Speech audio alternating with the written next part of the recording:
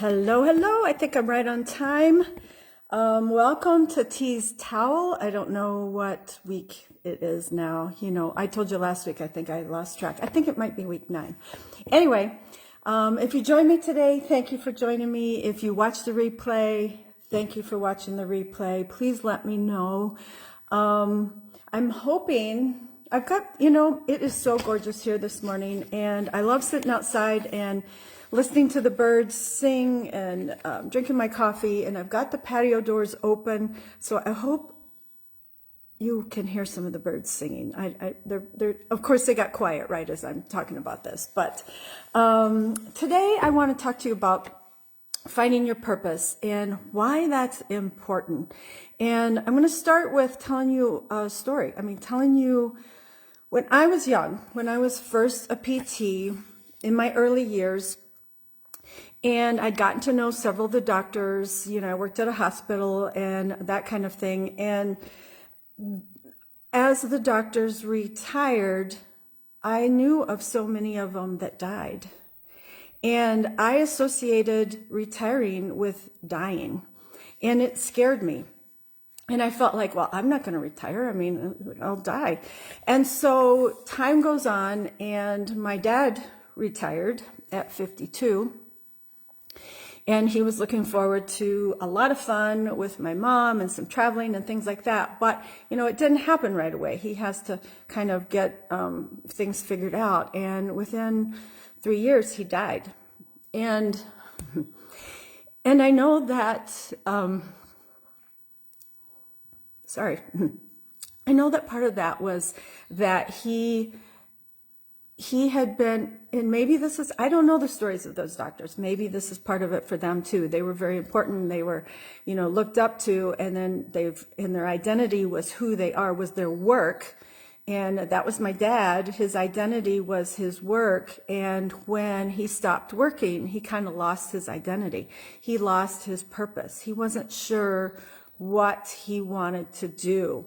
And I always very strongly felt like that was a part of why he died so early. He had a heart attack. And so bringing that to now, well, no, not even bringing it to now. Actually, I'll take it to the several months before I decided to retire. I had a lot of anxiety. I had a lot of worries about my health. I started being paranoid about everything with my health because I was afraid I was going to retire and I would die. It was a real struggle. I struggled with it off and on. And even after I retired, even the beginning of being here, this winter, being out here, I would have different things and feel like I'm sure that this is something serious, that I'm going to die.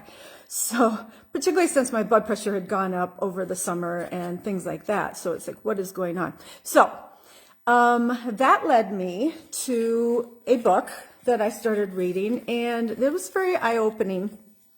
One more story before I tell you this. One more thing about that is I last summer got together, after I'd retired, got together with a friend who had retired within the year before me, and she was lost. She was lost. It made me really sad. I realized I have a purpose. I have some meaning in my life with my Lime Life business, and getting to work with women and getting to help women to see the beauty within themselves and to have some confidence and overcome some of the self-esteem issues that I always dealt with. That is, I had a purpose. I had something to do in my retirement, and she didn't, and she was lost, and it was really sad. So taking it now to now, I had started reading, I ordered this book when I first got out here. It's called Forever Young. It's by Dr. Mark Hyman, and it's, or not Forever Young, it's called Young Forever. And it talks about some of the secrets, which aren't really so much secrets, but some of the secrets to longevity. And he really feels that if you take care of these certain areas in your life, that you could live to be 100, you could live to be 120, those kinds of things. But what really struck me with that, and what was my reason for wanting to talk about this today, was there is a whole section that he talks about meaning and purpose and how important that is for longevity. And Carl Jung said, the meaning makes a great many things endurable, perhaps everything. Through the creation of meaning, a new cosmos arises. Sorry, this is an emotional topic to me.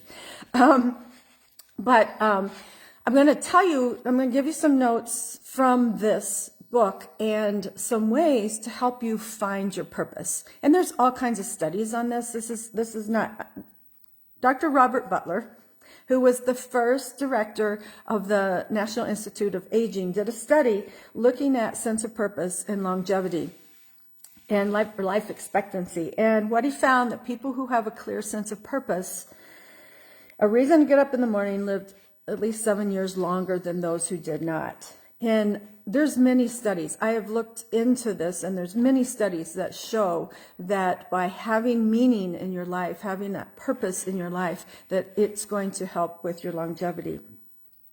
Your gifts plus your passions and values can equal your purpose. They can help you figure out your purpose. And that is just as essential as eating well and exercising in living a longer life.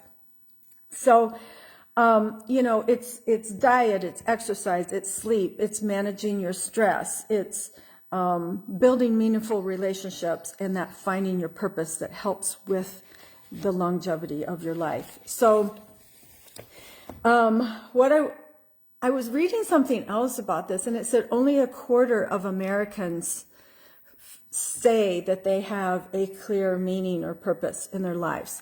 The other 75% are on autopilot or floundering, and that's sad. So I want to talk about some of the things that I've looked into, and that he even lists in this book, about ways to try to figure out your purpose, to try to find out what is your passion, what gives you more meaning to your life. So the first one is a growth mindset. So we're talking, what you compare it to, growth mindset versus a fixed mindset. A fixed mindset says, I am born with my talents and my skills and my abilities, and that's all there is to it. I either have it or I don't. Where a growth mindset is more that abundant mindset, that openness to learning and growing and knowing that you can gain more skills, you can grow your talents, you can, the world is open as long as you're open to self-growth. And so that's one of the things. And by growing, you can start exploring what your passions are and what your purpose might be. The second one is developing, I have 10. The second one is developing a personal statement. So, what matters to you? What are your personal goals? What are your dreams? Writing that out on paper, getting some clarity on where you want to go with your life. So creating that personal statement. Hello, Misty. The third one is giving back. If the area of your brain that is stimulated with cocaine or heroin is the same part of your brain that is stimulated with altruism. So finding a cause that you're passionate about, practicing random acts of kindness, those are going to stimulate that happiness and that sense of fulfillment and that sense of purpose in your life, or helping you find what is your purpose.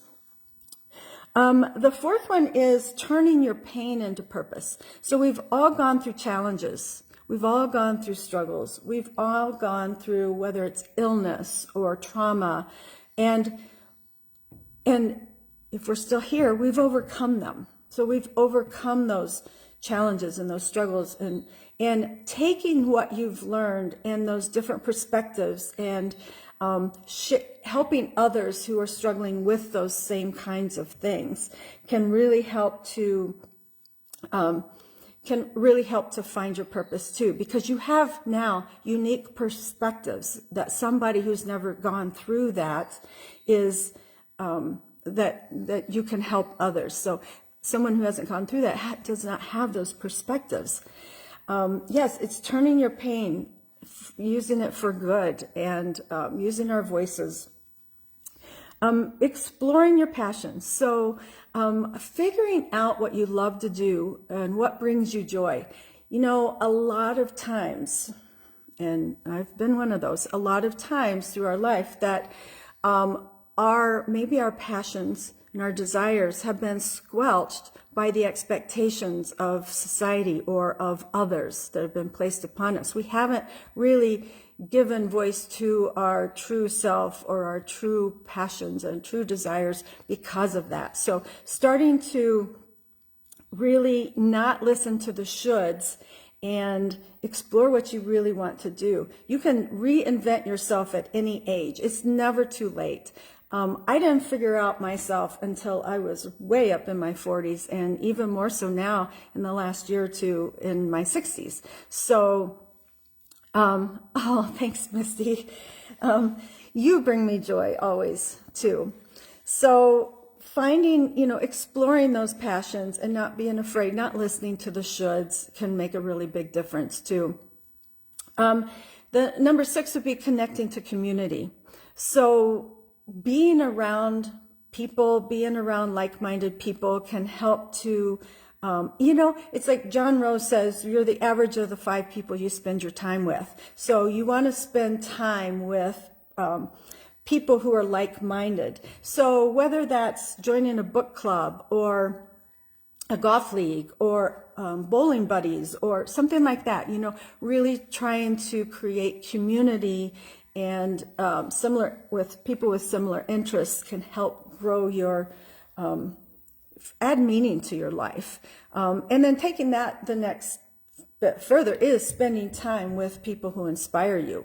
So if you hang around, and Misty and Brenda, we all know this, if you hang around people who have positive mindsets and are driven, that can inspire you to be the same. If you hang around people who are, yes, that's why we have a connection. We all have those similar drives and outlooks and mindset. If you hang around people who are negative and who don't do anything, and you're going to tend to be not do anything either and to be negative. So really starting to spend time with people who inspire you. Number 8 is read. By reading, we can expand not just our knowledge, but our perspectives. Whether you're reading fiction and you learn about new places and time periods and cultures, that is great. That can really help open your mind and expand your horizons. And then reading nonfiction, things that can help you to grow too. So reading is a great way to being able to see things differently. Number 9 is learning to love yourself, to be kind to yourself. We all have those negative voices in our head. One guy called them ANTs, or ants, automatic negative thoughts, and talk about learning to let them pass over you like a rain cloud. So not dwelling on those negative thoughts. If we can ignore that and we can be kind to ourselves, if we can talk to ourselves like we would talk to friends, we can be better for our work. We can be better for our partners. We can be better for all of our relationships. So recognizing that dialogue and letting it pass over you, and learning to be kind to yourself, you're going to show up better for everyone around you. And then the last one is that taking time for self-care.